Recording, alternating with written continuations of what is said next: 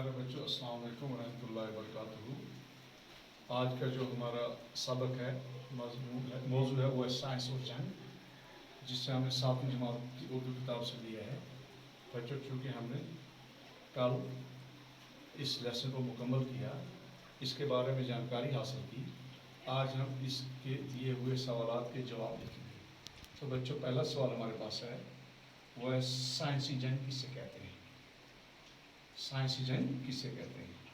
तो बच्चों, जैसा कि हमने पढ़ा कि मौजूदा दौर की जो जंग है वो उससे साइंसी जंग भी कहा जाता है।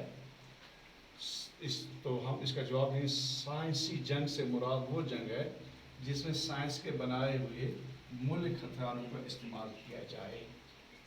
तो सवाल नंबर 2 हमारे पास है, इस दौर में जंग जीतने के लिए कौन से हथियार इस्तेमाल किए जाते हैं। तो बच्चों, इसका जवाब हम लिखेंगे, मौजूदा दौर में जंग जीतने के लिए बहुत ही मौलिक हथियारों का इस्तेमाल किया जाता है। मसलन missile, atom bomb, hydrogen bomb, इसके अलावा जहरीली गैसें वगैरह शामिल हैं। तो तीसरा सवाल हमारे पास है बच्चों, आम ममालिक जंग से खौफजदा क्यों हैं। तो बच्चों, इसके जवाब में हम लिखेंगे, क्योंकि इस वक्त दुनिया बारूद के ढेर पे बैठी हुई है। हर एक मुल्क हथियारों की दौड़ में लगा हुआ है। बड़े पैमाने पर दुनिया में जंगी जुनून में मुब्तला है। एक मामूली सी भी चूक से आलमी जंग छिड़ जाने का खतरा बना हुआ है, और ये जंग तबाही बर्बादी के सिवा दुनिया को कुछ भी नहीं दे सकती। तो दूसरा सवाल है, एटमी हथियारों का सबसे बड़ा खतरा क्या है।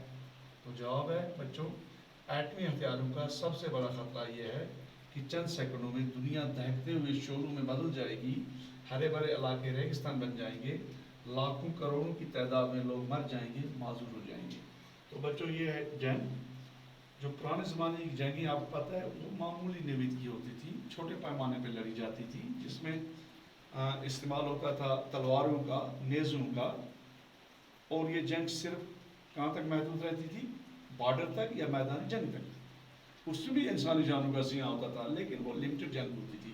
लेकिन आज की जंग जो है, साइंसी जंग जो है, ये बड़ी तबाहकुन जंग होती है। आपने बच्चों पढ़ा हमने उस क्लास में, पिछले लेसन में, कि अमेरिका ने 2 बम गिराए दूसरी आलमगीर जंग के बाद हिरोशिमा और नागासाकी पर। उन दोनों शहरों को नेस्त नाबूद कर दिया, लाखों की तादाद में लोग मारे गए, और जो वहाँ पे मईशत का नुकसान हुआ उसका अंदाज़ा ही लगाना मुश्किल है। तो इस तरह बच्चों, हाल ही में जो अमेरिका ने बमबारी की अफ़गानिस्तान पे और इराक पे, वहाँ पे कितने बेगुनाह लोग मारे गए, उसके बारे में हमने किताबें पढ़ा। तो ये जंगें जो हैं, ये तबाही और बर्बादी के सिवा दुनिया को कुछ नहीं देती हैं। तो अमन ही है जिससे दुनिया और इंसानी तरक्की कर सकती है।